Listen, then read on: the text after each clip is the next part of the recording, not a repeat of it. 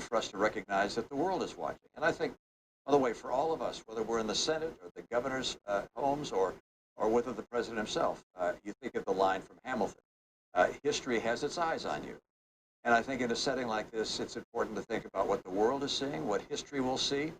It's important, I believe, for us to stand up and defend the institutions of democracy. It's essential for our democracy and our republic that these institutions are given credibility, and we will follow the normal course in an election, doing recounts, investigating irregularities, and when it's over, it'll be over. So just a quick yes or no, you don't think anyone's trying to steal the election? Oh, I'm sure individuals would like to be able to, but I don't think there's a widespread conspiracy of some kind. Those things just don't happen the way people would anticipate they might. You've got several states, a number of states that have come out in favor of Joe Biden's election. And so you might get a change in one state, but getting enough to change the outcome, I think, is pretty difficult at this stage.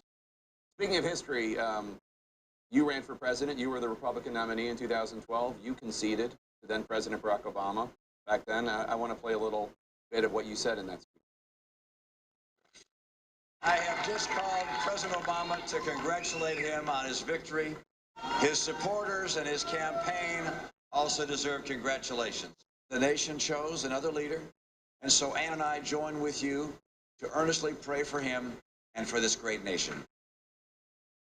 The difference between that statement, which I'm sure was not easy to give, and what we've heard from President Trump is like night and day, Senator. Is it important, do you think, for the country that President Trump, in the immortal words of the mayor of Philadelphia, put on his big boy pants and formally concede, reassuring his supporters that Joe Biden is the duly elected president of the United States? Well, first, Jake, thanks for that walk down memory lane. I'd forgotten that I lost. I'm citing it only as an example of your dignity and grace, Senator. I mean, like, I know you're being self-effacing, but like, I'm citing it because it's a model for how democracy works. I just don't think you can expect President Trump to respond and react the way presidential candidates have in the past. He's a very different person than presidential candidates in the past. He has his own manner, and he is responding in a way which is entirely consistent with everything we've seen during his campaigns and, of course, during his presidency. So he's going to do what he's going to do, but in the final analysis, there's going to be a recount, I'm sure, in a number of states.